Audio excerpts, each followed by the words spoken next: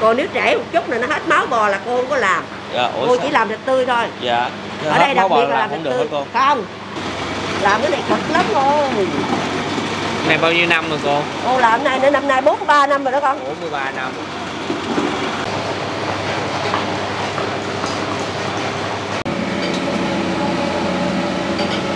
Đó. Đây.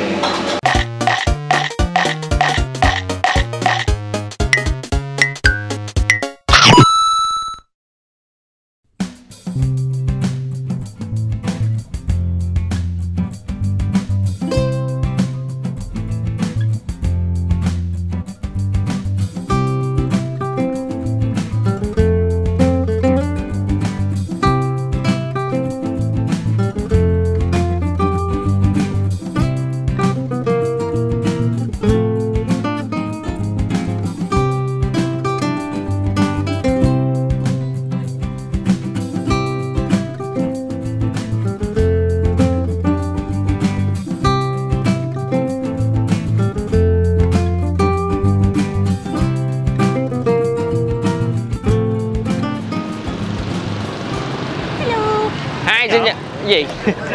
Hi, xin chào cả nhà. Gia Phú và Mèo rất vui được chào đón cô chú anh chị và tất cả các bạn đã đến với PM Food Travel. Hiện tại thì Phú đang đứng ở ngay ngã ba đường Trần Quốc Toản và Huỳnh Tịnh của quận 3. Địa chỉ ngày hôm nay chúng ta sẽ thưởng thức đó là 43C Trần Quốc Toản, phường 8, quận 3 với món bún bò viên.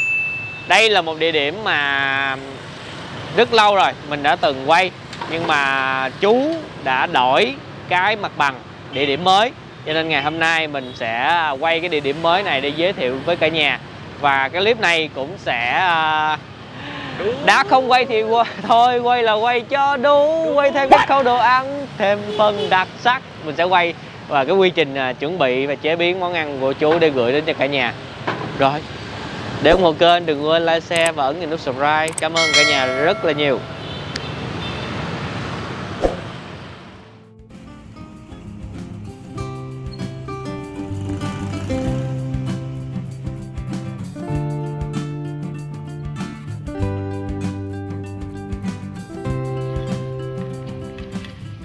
Rồi cả nhà ơi, bây giờ chú sẽ rửa cái xương ống không hả chú? Xương ống. Dạ rồi, chú vừa làm ha.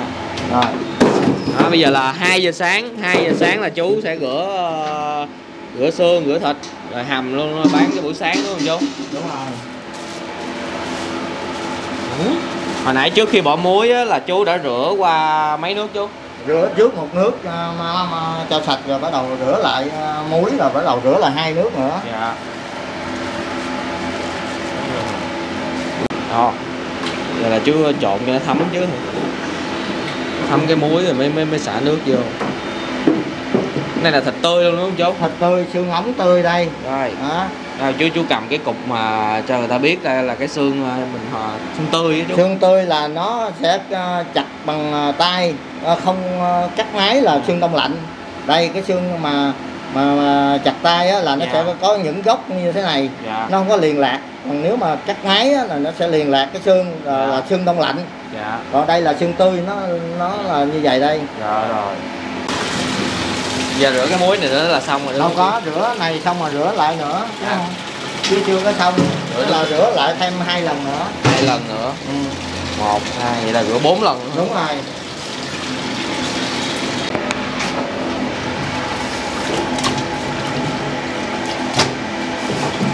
Giờ chờ nước sôi để hầm mắm em không? Đúng rồi, đang sôi rồi á. Chú nói là phải sôi thì sôi. Thì sôi mới được, nước phải sôi mạnh lên mới được. Mà là phải trần qua chứ không phải là bỏ vô là hầm.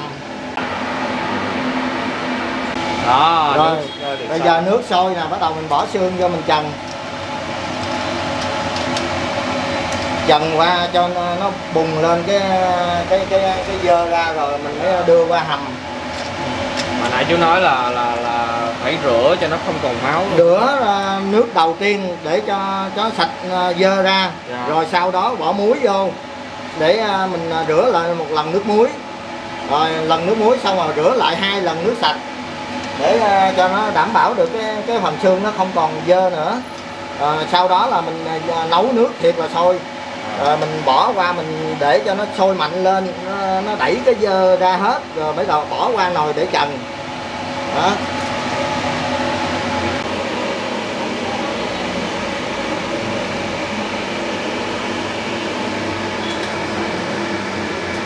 15 phút thôi chú. 15 phút nó mới sôi lên lại. Coi như là cái nước này đâu có làm gì đâu. Cái nước này là đổ bỏ. Đổ bỏ nước trần. Nước trần mà làm gì nữa? Dạ. Đó, cái nồi này là mình trần bỏ mà. Đó. Rồi 15 phút sau rồi cả nhà ơi. Rồi bây giờ dở ra nó sôi như thế này. Đó, mấy cái bọt tạp chất rồi cả nhà. Nó dơ như vậy đó. Rồi bắt đầu cái nồi bên đây là nó sôi như thế này. Rồi mình mới vớt cái phần xương này, mình đã trần cái xương nó nãy giờ. Ồ, cái cục bắp. Đó, bây giờ mình vớt qua đây để mình hầm. Thứ nhất là nó không tụ lại cái phần máu hầm với lại mùi tanh xương, nó sẽ không còn tanh xương nữa. Đó. Như cái nước bên đây là giờ sẽ thành Nước này là thành nước cốt. nước cốt. Đúng rồi, nước cốt để mình là ra ngoài luôn á. Dạ. Đó. Cái này là mình hầm cái xương như thế này.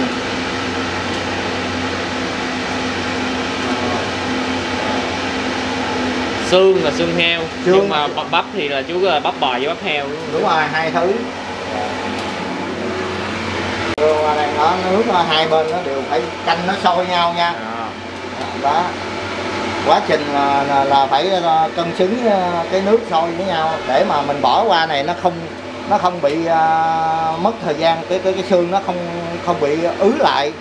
Nó không bị ứ cái mùi tanh của xương lại, là lúc nào nó cũng đẩy ra cái chất dơ ra hết. Bếp không tắt nha. Rồi. Bên bếp trần không tắt nha. Để suốt luôn. Để suốt rồi khi nào mình lấy hết xương thôi. Chứ nếu mà mình ngưng lại nó sôi mà mình ngưng lại nó sẽ rút lại vô cái xương lại. Dạ. Đó. Trong quá trình vớt là chú không có tắt lửa cả nhà. Để nó nguội nước là anh sẽ rút cái ấy lại. Rút lại cái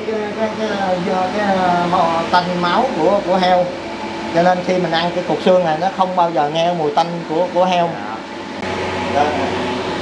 Đó, nó đổ bỏ cái nước nha cả nhà. Nước này là đổ bỏ đi.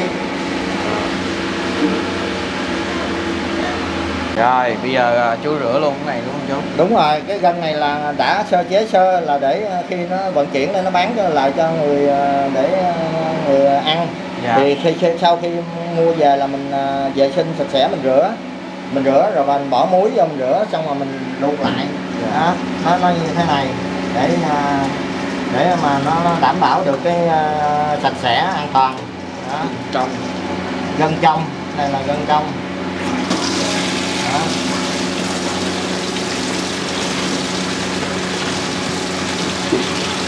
Nãy con tưởng vậy là xong rồi chứ. Đâu có. Rửa đâu có xong được. Mình rửa hai nước cho sạch sẽ. Rồi bắt đầu mình mới luộc lại. Thêm một nước nữa. Tiếp tục thêm nước nữa. Rồi bây giờ nước sôi nè. Gân vô. Cái này thì chắc để lâu hả chú? Đúng rồi, cái này luộc hơi lâu chút. Đó. Rồi bắt đầu bỏ gừng vô. Rồi bỏ gừng nữa. Thử bớt cái mùi bò hả chú? Đúng rồi, nó sẽ không làm hôi cái mùi bò, dạ. Tự bớt cái mùi bò. Cái củ sắn là chừng nào chú bỏ lộn cái củ cải trắng chừng nào chú bỏ vô nước? Nửa tiếng nữa. Nửa tiếng nữa bỏ vô cái xương luôn. Bỏ xương nè. Dạ. Đó rồi vậy là đậy lại là. Đây rồi. Chú bỏ đi chú. Rồi bây giờ củ cải trắng. Củ cải trắng mình sẽ bỏ vô. Đó. Dằn ra, bây giờ chú vớt cái nước là nước trong lắm cả nhà. Đúng rồi. Chú múc nước. Đây cái phần nước này nó sẽ trong vắt như thế này. Trong như nước suối. Đó. lát còn trong nữa. Lát nó còn trong nữa. Đó. Thấy không? Đó. Rồi vớt lên luôn. Rồi cho quay dưới. Rồi. Mùi gừng nó thơm thoang thoảng.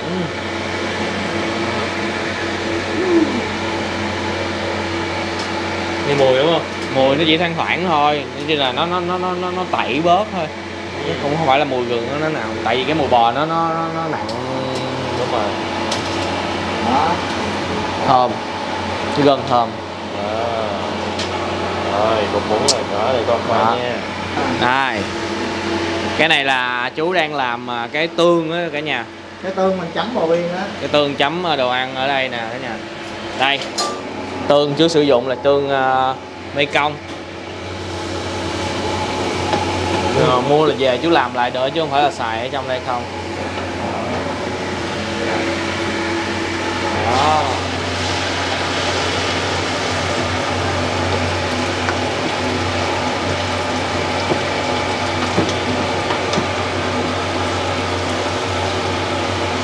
Một ngày là chú bán hết bình luôn rồi.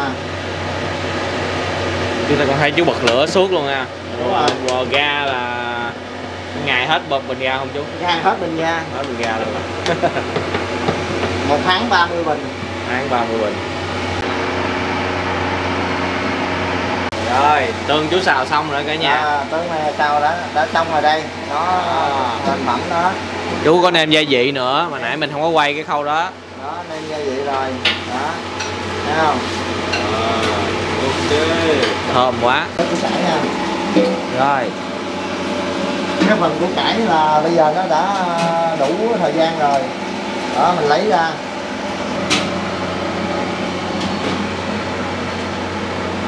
Đó. Coi như là cái xương này là nằm nãy giờ là bao lâu ta chú? Coi như là nó là 1 tiếng rưỡi. 1 tiếng rưỡi. Để hết luôn. Xong rồi vớt xương ra là xong. Đó, cái phần củ cải này đã xong rồi ha. Dạ. Đó. Quá đã luôn. Rồi. Đấy. Cái này là mới sơ sơ về lúc 2 giờ mấy 3 giờ mấy sáng thôi nha cả nhà, chưa có hết đâu. Sau khi xem vớt xương này thì mời cả nhà chúng ta cùng xem thêm một cái công đoạn nữa cũng rất là công phu. Công đoạn gọi là hấp dẫn nhất đó. Đúng rồi, lần đầu thấy luôn. Rồi, ok. Rồi cái này là bắp này gọi là bắp rùa. Đó, cục thịt bắp rùa nó sẽ ngọt và thơm, rất ngon. Bởi vì là cái bắp bò với cái xương heo là chung được. Quá đã. Xin giới thiệu với cả nhà, đây là cô Năm Bò Duyên. Cô là người nhà của chú Trung. Thì vào cái lúc sáng sớm như vậy nè là coi như là gia đình là cô là chuẩn bị làm những cái viên bò viên. Cô ơi, bây giờ là cái thịt này là mình sẽ làm bò viên đúng không cô? Thịt này là chỉ thịt tươi, mà lúc mà con bò nó giết là lúc 2 giờ khuya là giờ này về cô mới lấy cô làm được. Dạ. Còn nếu trễ một chút là nó hết máu bò là cô không có làm. Dạ. Cô chỉ làm thịt tươi thôi. Dạ. Ở đây đặc biệt là làm thịt không được tươi. cô? Không. Nếu là con làm thịt chết á, thịt chết máu thì cô phải bỏ hóa chất. Dạ. Cô ở đây là cô không có bỏ hóa chất, nên Dạ. là cô làm thịt tươi thôi. Dạ. Cái này là cái gì của bò cô? Cái này hả? Cái này là cái vai, cái cổ với là cái đùi, 3 thứ. Dạ, vai, cổ, đùi. Cái lá cờ á. Dạ. Mình làm suốt luôn cả ngày luôn hả cô? Không có đâu, tới 11 giờ là hết bò dẻo rồi cô mới làm nữa, mà cô tranh thủ làm 3-4 giờ khuya là cô phải làm rồi. Ồ, dạ rồi, bây giờ Bởi vì con bò nó làm xong 2 giờ khuya là 4 giờ đem về tới đây là cô phải làm. Dạ. Cắt gừng nè. Dạ, bây giờ là mình bỏ vô cái này là cắt Cho nó nát gừng rồi á. Lần đầu tiên Phú nhìn cái cảnh làm bò viên cả nhà ơi.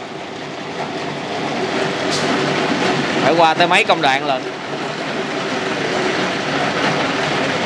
Mình cắt xong một lần là mình bỏ qua bên cái cô. Dạ. Âm thanh nó hơi ồn cả nhà thông cảm nha, tại vì cái máy đang hoạt động á. Cái máy này làm bằng cái gì hả cô? Máy ở ngoài là nghỉ đốc, nhưng mà ở trong cái cối là bằng gan. Gan. Dạ. Wow. Đó. Này xay được không? Gan là mới xài được. Ồ, xay 2 lần, cắt 2 lần. 2 lần là mình làm cái nhỏ. Miếng lớn thì chỉ cắt 1 lần thôi. Bởi vì lớn mình làm có gân mình ra được. Còn nếu viên nhỏ mà gân quá mình ra nó bung rồi. Bởi vì cô bỏ quá chất là nó bung. Đây, cái này là nước gia vị. nước gia vị. Nước gia vị nha cả nhà. Chứ mà em bỏ đường với lại bột ngọt tươi vậy nè, nó khô cái thịt là nó chết liền. Dạ. Để ngâm như vậy ra đá bỏ vô. Sao mình phải bỏ mấy cục đá này vậy cô? Tại vì cái cối nó chạy, nó nóng quá nó sẽ chết thịt, nó sẽ khô cái thịt. Dạ. Thành ra mình phải bỏ đá vô cho nó dẻo cái thịt mới làm được. Dạ. Nó là như vậy thôi. Coi như cái này để làm lạnh. Phải làm lạnh cái thịt thì nó mới dẻo nè. Chứ còn mà làm chết thì cái là nó khô queo là cô làm có được. Đó, sau khi cắt là bỏ vào đây nè cả nhà. Cái thịt nó xay nè, ở dưới đây nó mịn luôn nè. Rồi bỏ vào kia xay lại. Rồi là phải xay thêm một lượt nữa. Xay cho nó nhuyễn. Wow.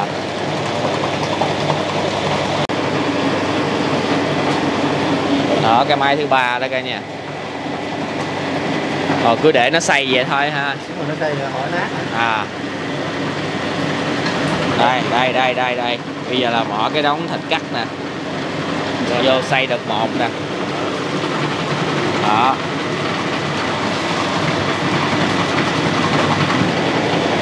Cái máy bằng gang nha cả nhà, chứ không phải bằng sắt. Rồi anh xịt cái này nữa là cái gì anh? Nước trò. Nước bò. Nước tro cho nó dẻo thịt. Cho làm mì. Chan cái gia vị vô nè. Đường với bột ngọt thôi nha. Wow. Có đường với bột ngọt là nó biết rồi.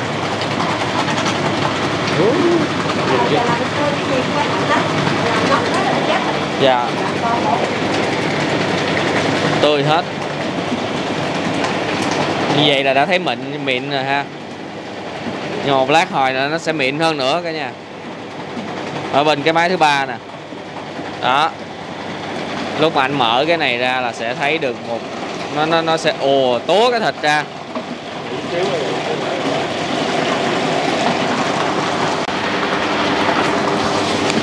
Đó, bỏ đá thêm cả nhà. Luôn. Nóng quá là chết.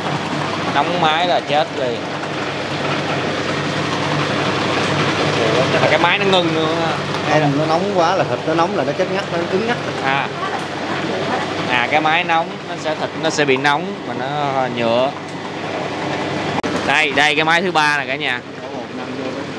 Bỏ một bột năng vô nữa.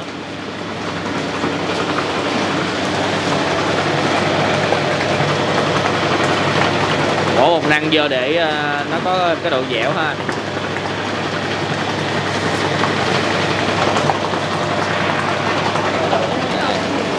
Đó.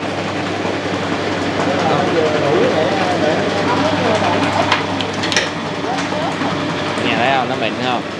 Chưa xong đâu, còn nữa. Qua bên đây là xay thêm bằng quết. Đúng rồi, quết. Cái bột năng nãy cô nói là bỏ ít lắm. Muối nữa hả cô? Bỏ ít muối là nó không dẻo, nó không giò, không dai. Dạ. Bỏ muối vô nó chắc. Rồi. Cái này là bỏ tí nước vô nè cho nó dẻo nè. Cho nó dẻo. Cái để ngồi khô là nó chết. Dạ. Cái này là cái gì cũng phải làm nó không lạnh là nó chết. Làm cái này cực lắm rồi. Này bao nhiêu năm rồi cô? Cô làm này nữa, năm nay 43 năm rồi đó con. 43 năm. Cô cũng già rồi, bắt đầu cho mấy đứa nhỏ thật sự cho nó làm. Này quét bằng tay đâu nổi, quét bằng máy mới nổi. Nếu mà con quét á chừng 2-3 kg con quét nổi. Dạ. Còn nếu mà con quét ngày 40 kg là con quét không có nổi. Hồi xưa là bằng tay, quét bằng máy nữa. Dạ. Quét bằng tay nữa. Giờ là không có làm cái nổi vụ đó đâu. Giờ phải kiếm cái máy về cho nó nhồi. Dạ. Coi như là quét xong này là coi như bắt đầu là mình làm. Rồi ra thịt á. Quét thì bây thịt khô quá cái chết trong đây nữa, phải lấy ra bỏ ra chứ không có làm được.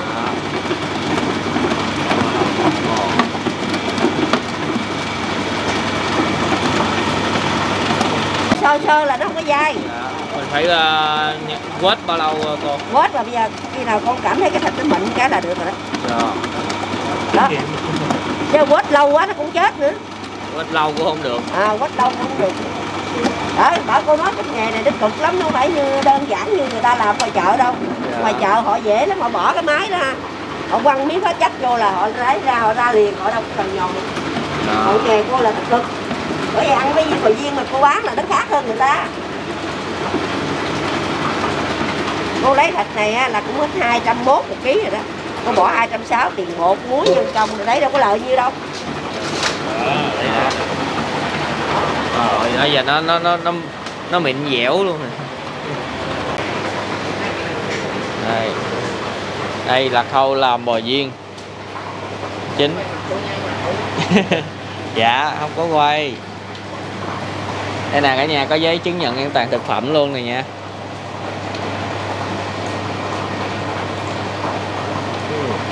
Đó.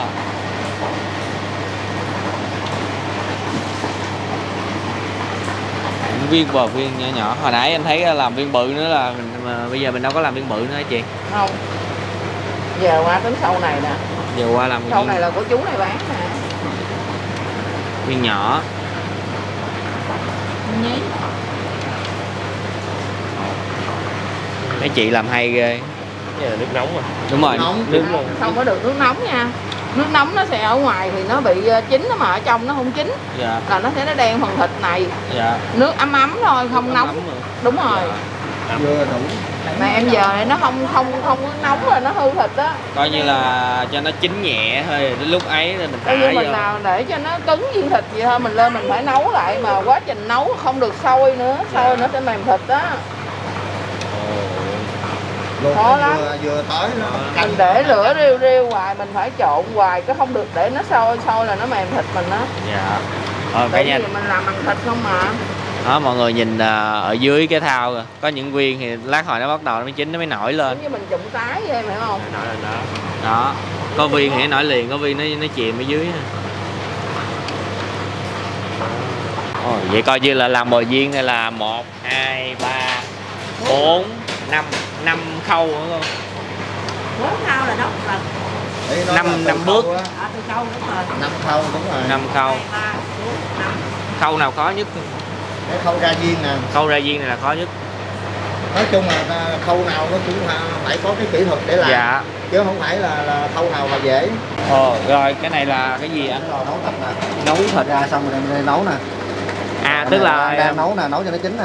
Do viên xong là vô đây là đúng nấu rồi, cho nó chín hay một lần. Wow, khâu này là khâu. Đây là khâu cuối cùng á. Anh chơi một cái muỗng bự. Một muỗng bự lên. Đó, có viên nhỏ, viên lớn. Đầy đủ. Còn cái nào kế bên nước sôi ha. Nước sôi để làm cái vo viên ở ngoài á cả nhà. Rồi em cảm ơn anh. Hồi nãy chị nói là giờ làm sao cái thịt chết với thịt sống rồi đó. Không, cái này nó không có chết đó. Hiện tại giờ nó đang dẻo mà. Dạ. Nè, nó còn có độ dẻo, thịt chết là nó sẽ rã ra, không có bóp được thành viên. Dạ. Hiểu không? Cái thịt này là nó khô làm cho thịt mình nó cứng ngon lắm. Như mình không có bỏ quá chất, không có bỏ gì đó, nó đang dẻo nè. Dạ. Nó còn độ dẻ dãi nè, thấy không? Dạ. Đâu phải mà nó rã bung như cái kia, rã bung như cái kia là mình làm không được. Chị bớt lại một viên này nó sẽ ra lên thịt. Phải bớt là viên nè. Nó có cái độ dính. Vậy chứ khó lắm các bạn. Đó, đúng rồi. Không có ra được đâu. Nó rã là bung ra là chị bỏ ra chứ không có làm được. Làm vô đây nè, nó bung ra hết. Đó, đây là những cái thành phẩm viên bò viên nè cả nhà. Loại lớn và loại nhỏ. Đúng rồi. Mà chú Trung thì chú Trung là bán là cái loại nhỏ để ăn. Có nhu cầu ai muốn mua viên lớn thì vẫn có luôn. Dạ.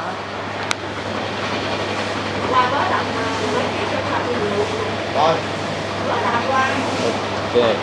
Rồi bây giờ nãy giờ mình không có xem được viên bự, bây giờ chị làm viên bự cho mình xem. Viên này bàn. Viên để bàn luôn. Mình có nhu cầu thì đặt đại bàn đó, mà cái này phải đặt à. Mà có ai đặt ra mua này? Có chứ, hôm qua chị mới làm gần 20 kg mà. Wow. Đó. Thả vô. Rồi với lại mấy kia nè. Quá nó đùng. Đó. Ok. Rồi xin giới thiệu với mọi người, đây là chú Trung. Trước cho mọi người cái này. Xin chào mọi người cái đi. Dạ, xin chào mọi người. Mọi người không kể chú không có quen cái việc lên hình lắm. Rồi thì chú ơi, hiện nay là cái giờ ở cái địa điểm mới này là chú bán từ mấy giờ chú? Từ 6 giờ cho tới 9 giờ tối. 6 giờ sáng cho tới 9 giờ tối. Dạ, con thấy là hiện nay là có giá là 35.000 và 45.000. Đúng như vậy. 35 là tô nhỏ, còn 45.000 tô lớn, đặc biệt là nó đầy đủ có bò viên, bắp bò, rồi chả, rồi bắp heo, rồi gân, rồi có bắp heo nữa. Dạ. Rồi xương. Đúng rồi. Đó. Xương ống á. Thì xương ống heo. Nói cho rõ ràng xương ống heo. Dạ, thì bây giờ là mọi người đang thấy là những cái nguyên liệu đã được chú chuẩn bị từ lúc sáng sớm. Mỗi một ngày chú sẽ nấu như là 2 đợt đúng không chú? 2 đợt. Đó. Đây, mời mọi người chúng ta cùng nhìn bảng giá của bún bò Duyên của chú Trung. Đó, giá tô thường là 35.000, ăn thêm là 30.000. Đặc biệt bò Duyên mang về giá hiện nay là chú nói là dạ, ăn thêm là chén nha. Còn cái bò Viên mang về này, ví dụ mà mọi người có muốn mua thì mọi người cứ liên hệ chú, hoặc là đến đây mình đặt, mình mua bao nhiêu ký, hay là mua cái viên to hay viên nhỏ gì á thì nói chú để chú đặt hàng, là chú đem tới đây rồi giao cho mọi người.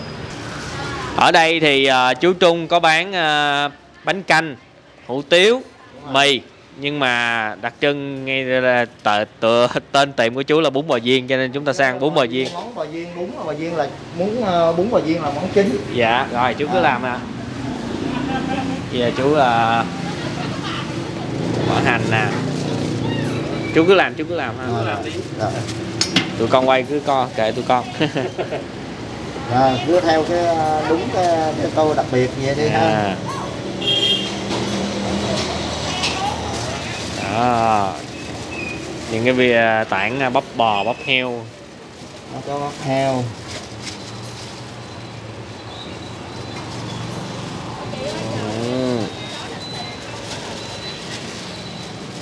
Gừng.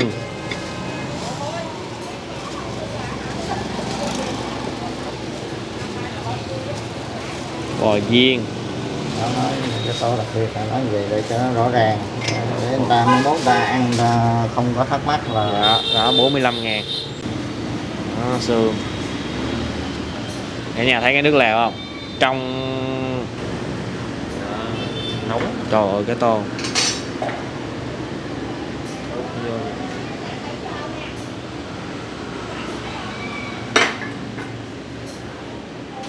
Tỏi phi tóp mỡ. Đó. Rồi để ăn thêm topping thì mình đã gọi thêm một cái chén thập cẩm thêm, cũng là giá 30.000 đúng không chú? đúng rồi. Đó, đây cái bắp bò. Thì cái chén thập cẩm thêm này chỉ là không có xương thôi nha cả nhà. Thì mọi thứ chú sẽ bỏ một chút như vậy. Đó, gừng, nạm, bò Duyên. Cả nhà lỡ mà chúng ta mà có muốn ăn lưng cái bụng thì mình lại mình ăn chén thêm gì cũng được. Bao nhiêu giống như mình đi ăn súp vậy đó mà.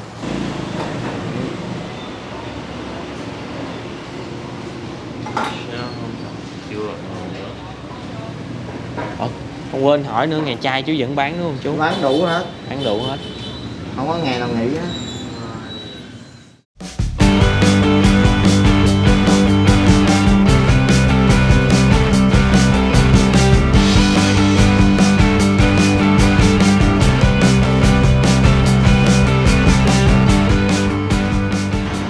Rồi, như vậy là nãy giờ chúng ta đã được xem cái quy trình chuẩn bị một ngày bán rất là chỉnh chu, và những cái sản phẩm, những cái nguyên liệu được làm ra rất là chất lượng đúng không cả nhà?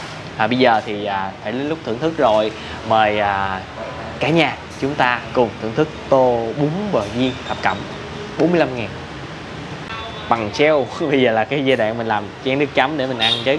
Rồi, ai thích cay mình sẽ bỏ tương ớt nhiều, sa tế đó, cho một muỗng gì luôn. Chưa hết đâu cả nhà. Đây, mọi người làm nước chấm, mọi người nhớ xin chú cái tóp mỡ và cái tỏi phi vậy đó, bỏ vô quậy lên nè. Những nước chấm thần thánh chưa? Khâu đầu tiên, trời, cái nước lèo chú nấu trong veo luôn cả nhà, tại vì mọi người để ông chú vớt bọt liên tục.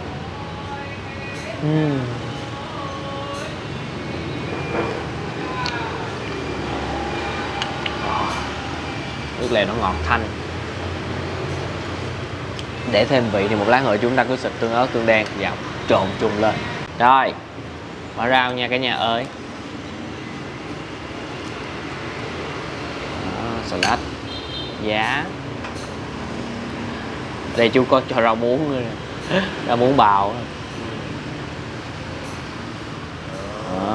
Dìm nó xuống. tô giờ nó còn chắc nhách với đúng không cả nhà. Giờ mình bắt đầu mình bỏ thêm gia vị nha. Mới xin thêm nước lèo, tại vì quay cái kiểu mới cho nên nước nó bị nguội, để về không có đủ chín rau. Bây giờ mình thêm gia vị vô nè, đó nha. Vì nước lèo của chú nấu là kiểu ngọt thanh, cho nên khi mà có bún gì, có những cái gì nó sẽ làm cái nước nó lạc bớt đi. Nhưng mà bây giờ chúng ta cứ thêm gia vị đậm đà liền. Đấy, trộn lên nha. Tô này 45.000, cả nhà thấy xứng đáng không? Quá xứng đáng, có nguyên cục xương luôn.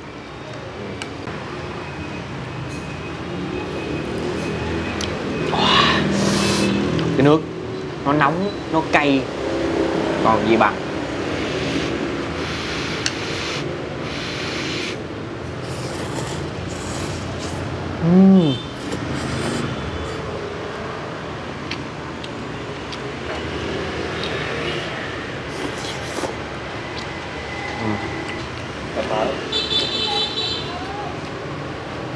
Ngon,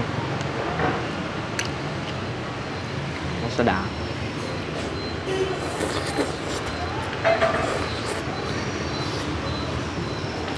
Miếng bắp bò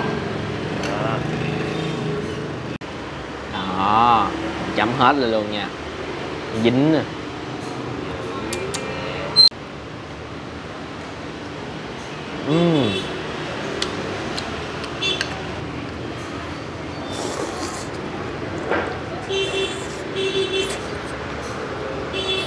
Ngon quá. Cho miếng chả nè.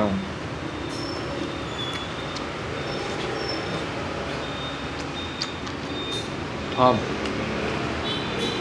đậm vị. Đây, cục gân trong, mọi người thấy không?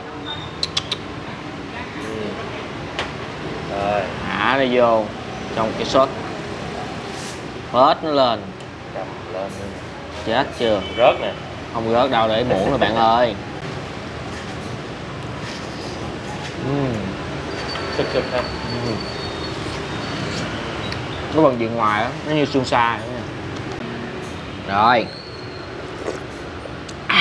tới cái nguyên liệu mà làm công phu mà chúng ta đừng thêm bò viên, nhỏ nhỏ xinh xinh. Ở đây thì chú chỉ bán bò viên nhỏ thôi, không có viên bự.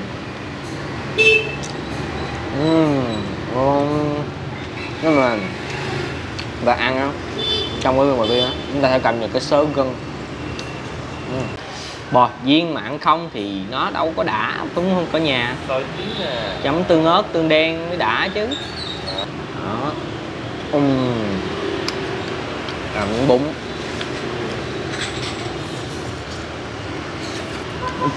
Cái tương ở đây chú làm á cũng có một cái vị nó khác biệt so với cái tương mà mình ăn ở ngoài nữa. Bây giờ tới chùm cuối nha. Cục xương ống, thịt không. Chú bán coi cục xương ống chất lượng nữa nha. Cái nhà thích mình chấm hay thích mình gì thôi về đi cho cha Tấn ha. Xin lỗi mọi người nha. Ôi trời ơi, 45.000 có nguyên cục xương. Đó. Trời ơi, đúng rồi phải không? Thì nó rớt luôn bây giờ đó. Nhưng mà cái thịt nó vẫn còn hầm ở trong. Đó, rất là ngọt thịt.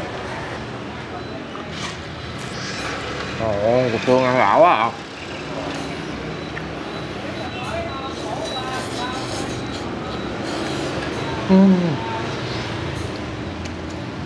Cay và nóng, rất là đã. Ok.